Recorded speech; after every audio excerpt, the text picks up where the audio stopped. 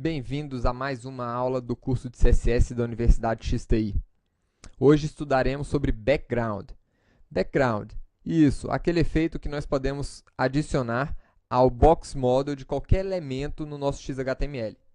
Já vimos que box model é aquela caixinha que envolve qualquer elemento, seja ele inline ou em bloco, do nosso XHTML. Então, podemos aplicar ali uma cor de fundo, uma imagem de fundo, enfim, podemos aplicar um background, seja desde na área de conteúdo até o padding, até o border, né? E o que acontece? Essa propriedade, ela não vai ser herdada, né? A propriedade default para o background de qualquer elemento é transparente. Então, se não for indicado um valor de propriedade de background para um elemento, né, o filho dele ele vai assumir a cor de fundo do pai, mas não por herança, como acontece na maioria dos elementos, e sim por transparência, que é o valor inicial da propriedade. Tá? Então, por exemplo, aqui nós temos uma div, né, vou mostrar aqui o código para vocês, nós temos uma div, e esta div está dentro do corpo do nosso XHTML. Se o corpo do meu XHTML fosse cinza, automaticamente essa div receberia a cor cinza também, mas não por herança, e sim porque nós estaremos vendo, na verdade, o fundo ali do corpo, porque a propriedade default de background desse elemento é transparente. E quais são as propriedades para a gente estilizar os fundos? São essas aqui do lado. É o background color, background image, background repeat, background attachment e position. Né? Nós já vimos um pouco de cores no curso de XHTML. Lembrem-se que o curso de XHTML é um pré-requisito para esse curso. Mas vamos voltar aqui rapidamente e vamos trazer aqui novamente aquela visão. Nós criamos aqui uma borda no nosso box model da nossa div, né? E colocamos aqui a cor preta. Existem outras formas de adicionar cor, né, ao nosso elemento. Vamos aproveitar já para utilizar a primeira propriedade do nosso background, que é o background color. Aqui nós poderíamos colocar tanto esta cor com uma palavra-chave, como nós fizemos aqui, mas nós poderíamos também atribuir a cor, por exemplo, com um valor hexadecimal, um valor RGB hexadecimal. Então, poderíamos colocar aqui 6699FF, é um valor válido hexadecimal, isso aqui vocês já aprenderam, né, em outras aulas. Nós podemos ainda aplicar um valor de cor de fundo com aquele padrão RGB e aqui aplicando já os valores, né? Por exemplo, poderíamos colocar aqui 125, 210, 90, lembrando que o valor vai de 0 até 255. E poderíamos ainda colocar esses valores aqui em percentuais. Então, poderia colocar aqui 10%, 20% do total, né? 30% do total. Vamos ver o que vai dar. Tá aí uma outra tonalidade. Existe ainda uma outro grupo de palavras-chave, né, que, por exemplo, definiria ali as cores do sistema operacional.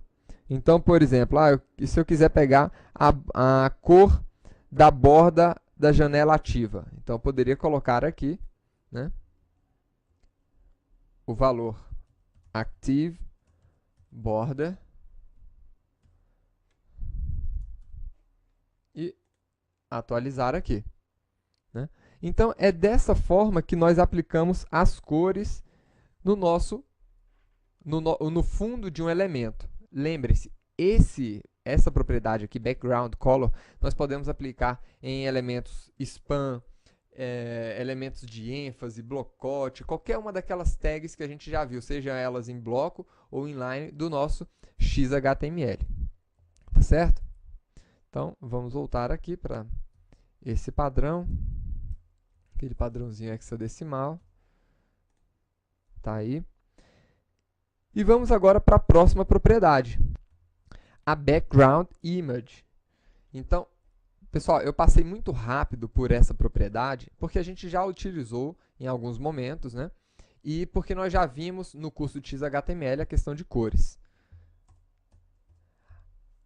Vamos agora... e outra coisa, se vocês ainda tiverem dificuldade com relação a cores, vocês podem ir até o W3C, né? O W3 Schools, e aí nós temos aqui novamente a lista de cores para que a gente possa estar escolhendo, tá bom? Então aqui tem uma série de cores, vocês podem navegar aqui pelo site W3 Schools para encontrar essas referências de cores HTML. Mas vamos voltar aqui para a nossa aula. Então, existe uma outra propriedade para definir fundo, que é a background image. A background image, ela define uma imagem de fundo. Então, por exemplo, onde é que eu coloco a minha imagem de fundo? Eu vou definir o valor dela dentro desse valor aqui, URL. Aqui dentro eu vou colocar aonde está a minha imagem. E eu separei uma imagem aqui no nosso desktop, na nossa pasta do curso CSS. Eu coloquei aqui dentro do diretório CSS, eu criei uma pastinha aqui, IMG, para colocar as imagens que nós vamos utilizar nos nossos CSS apenas. Então, utilizando aqui a referência relativa, nós podemos colocar aqui o endereço dessa imagem, que é, na verdade, img, que é o diretório lá dentro do diretório do CSS, /echo.jpg.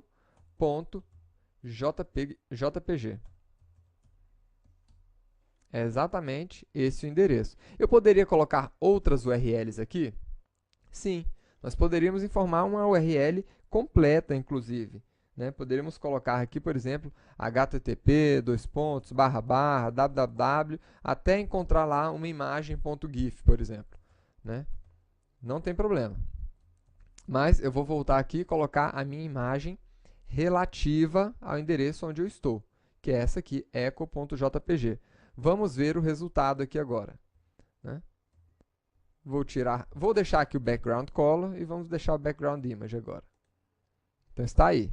Está vendo que a background image acabou sobrepondo, não sobrepondo, mas como o fundo da minha imagem é um fundo branco, eu não coloquei essa imagem transparente, né? Então ele acabou completando todo o fundo com o fundo da imagem, que é o fundo branco. Se essa imagem fosse transparente, então ele ia fazer o seguinte, ele ia apresentar as árvores para a gente, né, dentro de um fundo azul. Agora, como não é o caso, ele colocou o fundo da própria imagem. Agora, essa questão aqui do background image, ela pode acompanhar um outro valor de propriedade, que é exatamente a propriedade background repeat. Então, o que eu vou fazer aqui? Nós vamos aqui usar essa outra propriedade, background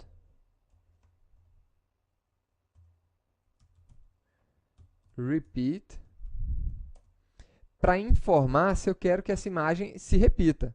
Então, eu poderia colocar aqui o valor, por exemplo, no repeat. É um valor que eu falo para a imagem não se repetir. Então, perceba aqui que o fundo ficou da cor do background color, né? E a imagem, ela foi apresentada apenas uma vez, porque eu falei para não se repetir. Mas eu poderia falar o seguinte, que eu quero repetir ela no eixo Y. Então, repetir assim, né, de cima para baixo. Então, ele vai repetir a imagem assim. Se eu falar para ela repetir no eixo X, por exemplo, vai se repetir aqui na horizontal. Tá aí. E poderia simplesmente falar repeat, que é o que vocês já viram, é o valor default ali quando a gente não informa o valor dessa propriedade. Temos ainda uma outra propriedade, que é a propriedade attachment. Para mostrar essa propriedade, eu vou adicionar a mesma propriedade para o corpo inteiro, né? Vou colocar aqui um background também com essa mesma imagem para o corpo inteiro. Vamos ver o resultado aqui. Então, temos aqui o corpo inteiro recebendo aquela mesma imagem de fundo, né? E aqui, nós vamos ver o seguinte. Vamos aplicar aqui nessa div essa propriedade Background Attachment.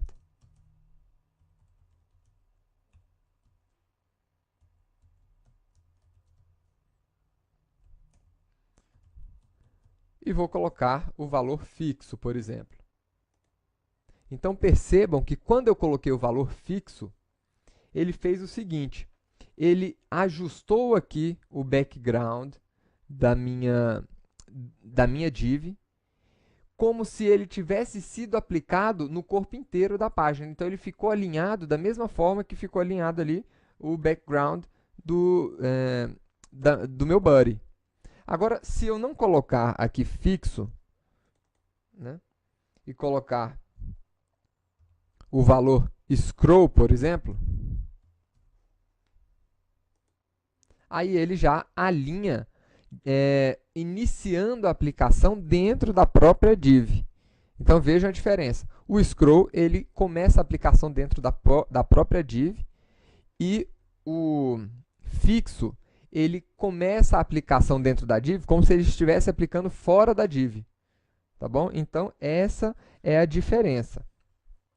E nós temos ainda uma última propriedade, que é o Background Position.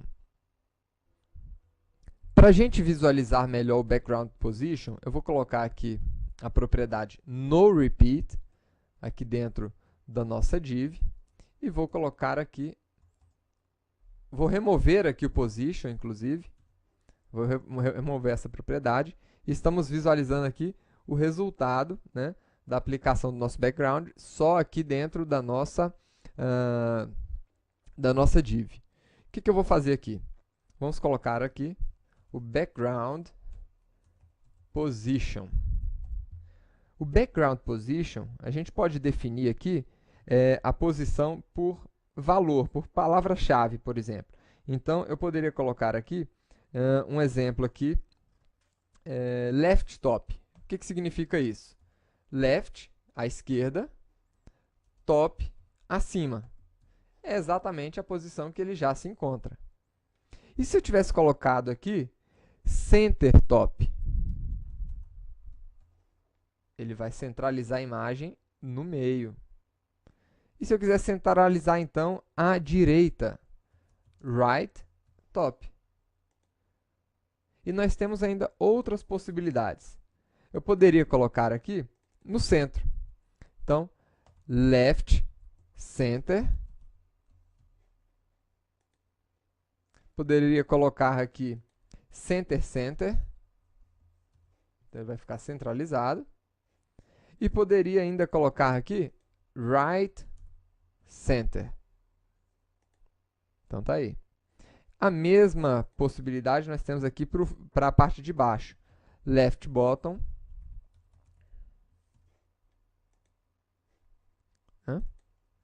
Center e right bottom.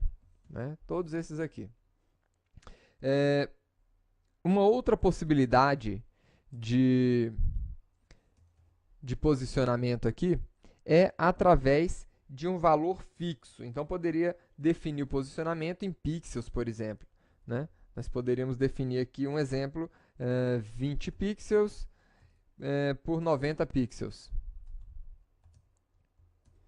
Então, isso aqui é um posicionamento. Né?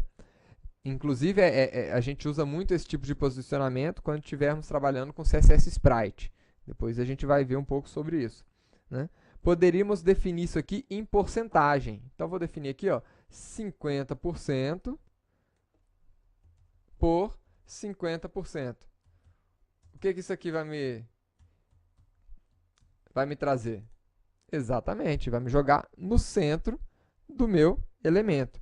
Então, essas aqui são algumas formas que nós temos de definir a posição dos nossos elementos. Nós podemos utilizar qualquer uma daquelas medidas lineares que nós já aprendemos aqui no curso.